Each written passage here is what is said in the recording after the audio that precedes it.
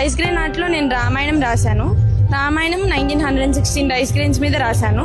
నా పేరు కారుమూరి మౌల్య పద్మావతి శ్రీవల్లి. మేము విజయవాడ నుండి వచ్చాము. ప్రెజెంట్ నాది హ్యాండీక్రాఫ్ట్స్ పెట్టాను అనమాట. అండ్ నేను మెయిన్గా చేసేది రైస్ గ్రెయిన్ ఆర్ట్, దాంతోపాటు స్ట్రింగ్ ఆర్ట్ అనమాట. రైస్ గ్రెయిన్ ఆర్ట్లో నేను రామాయణం రాశాను. రామాయణం 1916 రైస్ గ్రెయిన్స్ మీద రాశాను. అండ్ మోడీ గారి సంక్షేమ పథకాలు ఏవైతే ఉన్నాయో అవన్నీ కూడా A to Z schemes of Narendra Modiji అని చెప్పి ఒక ఫ్రేమ్ కింద చేశాను. అండ్ దారం మీద జనగణమన మొత్తం రాశాను. అండ్ టూత్ పిక్ మీద సారే జహాసే అచ్చా రాశాను.